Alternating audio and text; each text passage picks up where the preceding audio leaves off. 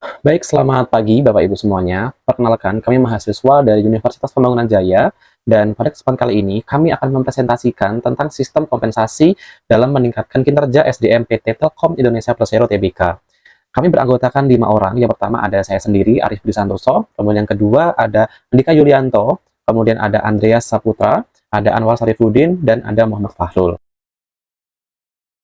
Nah, kemudian hal tersebut dilatar belakangi oleh PT Telkom Indonesia adalah perusahaan telekomunikasi dan penyedia jasa jaringan terbesar di Indonesia.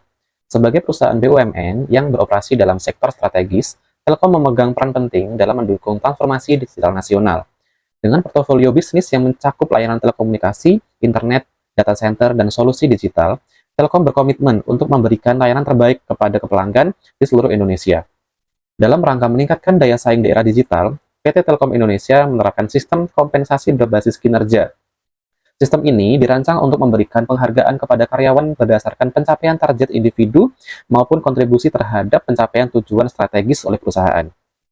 Dengan pendekatan ini, Telkom bertujuan untuk menciptakan lingkungan kerja yang lebih produktif, kompetitif, dan berorientasi pada hasil. Sistem kompensasi berbasis kinerja di Telkom melibatkan beberapa komponen, termasuk insentif variabel, bonus kerja, dan penilaian berbasis key performance, indikator atau KPI. Hal ini diharapkan dapat memotivasi karyawan untuk bekerja lebih efektif, meningkatkan loyalitas, dan memastikan pencapaian kinerja organisasi yang berkelanjutan.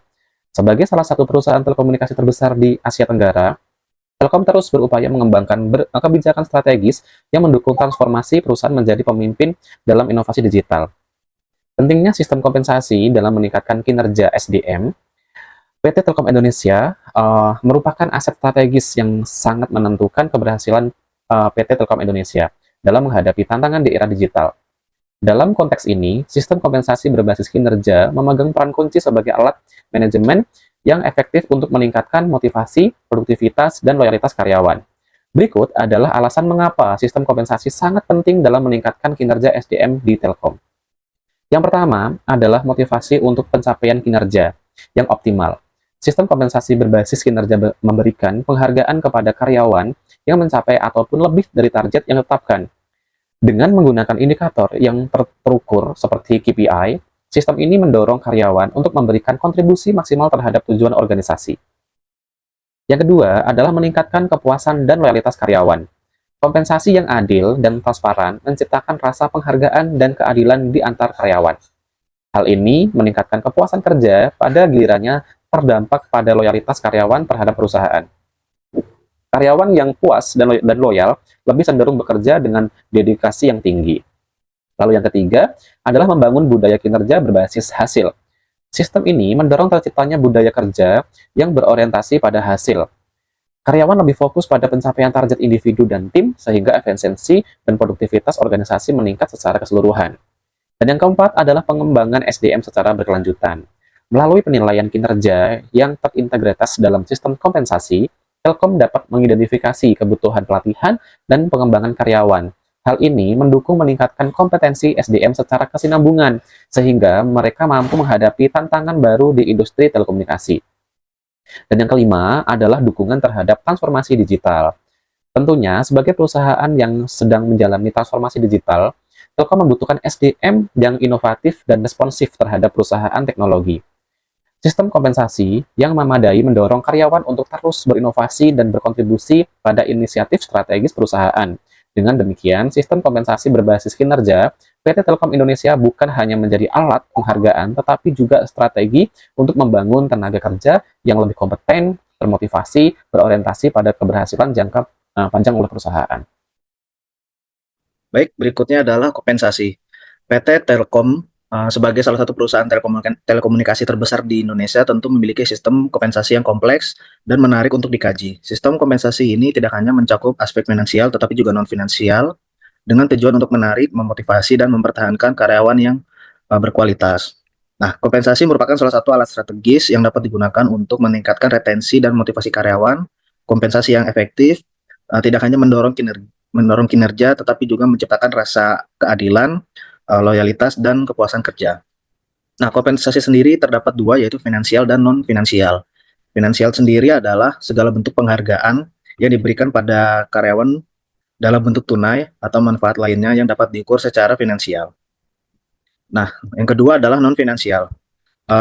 Kompensasi non-finansial adalah segala bentuk penghargaan yang tidak melibatkan tunai, tetapi berfokus pada aspek-aspek yang meningkatkan kepuasan kerja, kenyamanan, dan motivasi karyawan di PT Telkom.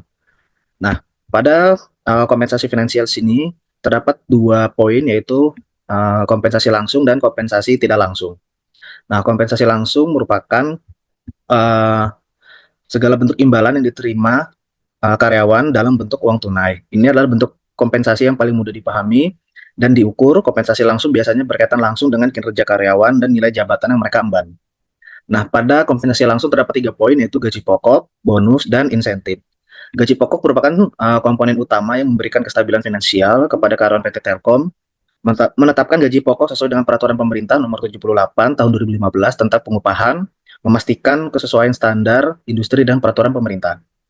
Yang kedua adalah bonus. Bonus diberikan berdasarkan pencapaian individu, tim, atau perusahaan dalam periode tertentu. PT Telkom memberikan bonus sebagai penghargaan atas kinerja yang melebihi ekspektasi, yang bertujuan untuk meningkatkan produktivitas dan semangat kerja karyawan. Berikutnya adalah insentif. Insentif adalah kompensasi tambahan yang diberikan untuk mendorong perilaku atau pencapaian tertentu seperti penyelesaian proyek lebih cepat atau inovasi. PT Telkom Indonesia memberikan berbagai jenis insentif kepada karyawan, baik finansial maupun non-finansial, untuk mendorong kinerja yang optimal. Nah, berikutnya adalah kompensasi tidak langsung, masih berkaitan dengan kompensasi finansial. Kompensasi tidak langsung adalah segala bentuk imbalan yang diberikan kepada karyawan selain uang tunai, meskipun tidak langsung berupa uang. Kompensasi ini memiliki nilai yang sangat penting bagi karyawan dan dapat meningkatkan kesejahteraan mereka. Di sini terdapat 3 poin, yaitu asuransi kesehatan, program pensiun, dan tunjangan. Nah, asuransi kesehatan pada PT Telkom ini menyediakan asuransi kesehatan bagi karyawan dan keluarganya, mencakup layanan rawat inap, rawat jalan, dan pengobatan. Program ini dirancang untuk melindungi karyawan dari resiko finansial akibat biaya kesehatan yang tidak terduga. Berikutnya adalah program pensiun. PT Telkom menawarkan program pensiun untuk memberikan jaminan finansial kepada karyawan setelah mereka pensiun. Perusahaan berkontribusi pada dana pensiun karyawan sebagai bentuk investasi jangka panjang terhadap masa depan mereka. Berikutnya adalah tunjangan. Tunjangan di sini mencakup fasilitas tambahan seperti uang transportasi, makan, pendidikan, dan tunjangan kesehatan. PT Telkom memberikan tunjangan dan bonus untuk meningkatkan produktivitas dan semangat kinerja karyawan dan semangat kerja karyawan. Dan yang poin terakhir adalah kompensasi non-finansial. Di sini terdapat 4 poin, yaitu lingkungan kerja yang mendukung, pengembangan karir, pengakuan dan apresiasi, dan work-life balance. Nah, pada poin pertama, yaitu lingkungan kerja yang mendukung, PT Telkom menciptakan budaya kerja yang berbasis inovasi, kolaborasi, dan teknologi lingkungan kerja yang kondusif. Ini didukung oleh kebijakan fleksibilitas seperti opsi kerja jarak jauh dan fleksibilitas jam kerja, sehingga karyawan dapat menyeimbangkan pekerjaan dan kehidupan pribadi mereka. Berikutnya adalah pengembangan karir. Karyawan di sini diberikan akses ke berbagai program pelatihan dan sertifikasi profesional, termasuk pelatihan teknologi terkini dan soft skill. PT Telkom juga menyediakan jalur karir yang jelas untuk mendorong pengembangan diri karyawan. Berikutnya adalah pengakuan dan apresiasi. Perusahaan mengadakan program penghargaan seperti Best Employee Award atau penghargaan inovasi sebagai bentuk apresiasi atas kontribusi dan prestasi karyawan. Berikutnya adalah work-life balance. PT Telkom menyediakan berbagai fasilitas untuk mendukung keseimbangan kerja dan kehidupan pribadi, seperti program kesejahteraan mental, cuti yang fleksibel, fasilitas olahraga, dan ruang rekreasi di kantor. Baik, berikutnya akan dilanjutkan oleh rekan saya. Oke, baik. Selanjutnya saya akan membahas tentang evaluasi sistem kompensasi. Analisis kelebihan dan kelemahan sistem kompensasi Telkom saat ini. Yang pertama, saya akan membahas terlebih dahulu kelebihannya. Yang satu, gaji. Gaji kompetitif sesuai standar industri dan peraturan pemerintah. Yang kedua, bonus. Bonus berdasarkan pencapaian individu dan tim yang transparan. Yang ketiga, insentif. Insentif langsung mendorong peningkatan produktivitas. Yang keempat, asuransi kesehatan. Karyawan menjadi fokus terhadap pekerjaan tanpa perlu mengkhawatirkan masalah kesehatannya. Yang kelima, program pensiun. Karyawan mendapatkan dana pensiun sehingga kehidupan di usia senja tetap terjamin. Yang keenam, tunjangan. Tunjangan memberikan rasa aman dan nyaman selama berkegiatan di pekerjaan, sehingga capaian kinerja dapat lebih mudah untuk terpenuhi. Yang ketujuh, lingkungan kerja yang mendukung. Lingkungan kerja yang nyaman akan meningkatkan produktivitas karyawan serta menciptakan ide-ide kreatif. Yang kedelapan, pengembangan karir. Mempertahankan sekaligus mengembangkan kemampuan karyawan agar menjadi lebih baik. Yang kesembilan, pengakuan dan apresiasi. Meningkatkan kepercayaan karyawan kepada perusahaan atas penghargaan yang diberikan. Yang terakhir yaitu keseimbangan antara dunia kerja dan kehidupan pribadi. Jam kerja yang efektif dan tidak berlebihan. Berikutnya saya akan bicara soal kelemahannya. Yang pertama, dari segi bonus. Pembagian bonus yang terlalu besar dapat menurunkan motivasi kerja. Yang kedua, program pensiun. Program pensiun dini mempengaruhi beban finansial perusahaan. Yang terakhir, dari segi pengembangan karir. Pengembangan karir yang cepat membutuhkan lebih banyak peluang jabatan. Baik. Berikutnya saya akan membahas tentang kesesuaian dengan kebutuhan karyawan dan strategi bisnis.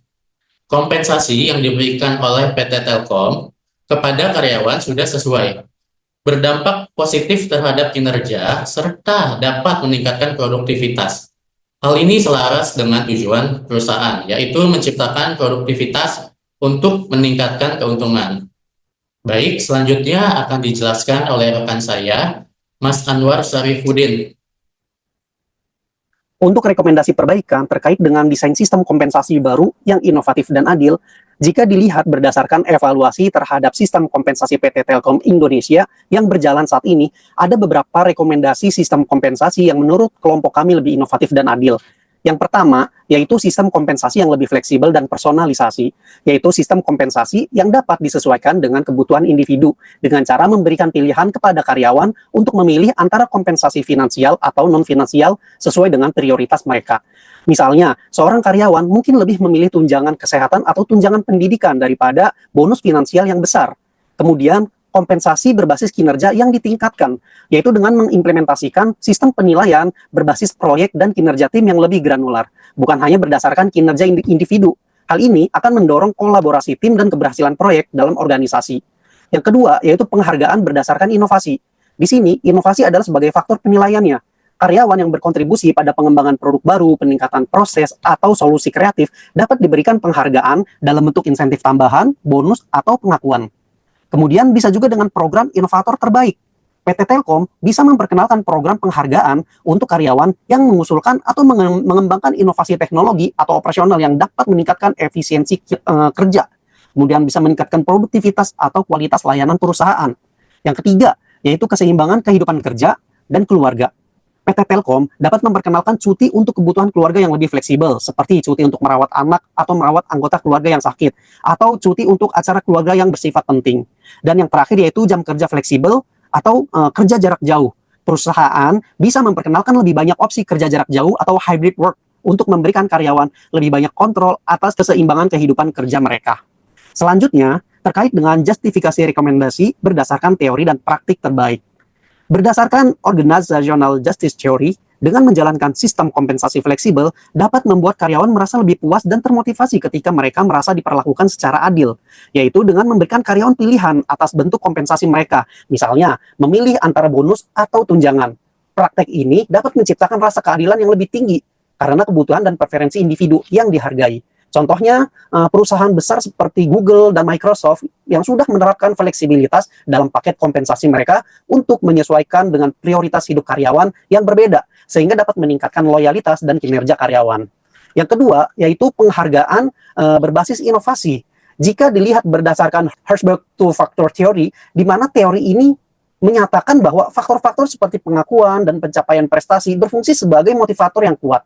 Dengan memberikan penghargaan khusus untuk inovasi, Telkom akan mampu merangsang kreativitas dan menciptakan budaya inovasi di dalam perusahaan. Contoh praktik terbaik yaitu pada perusahaan Apple dan Tesla yang secara aktif memberikan penghargaan atas inovasi dan ide-ide baru yang dapat mendongkrak produktivitas dan keberhasilan bisnis. Dengan praktik ini, Apple dan Tesla dapat menciptakan lingkungan kerja yang sangat kreatif dan kompetitif. Dan yang terakhir, keseimbangan kehidupan kerja dan keluarga.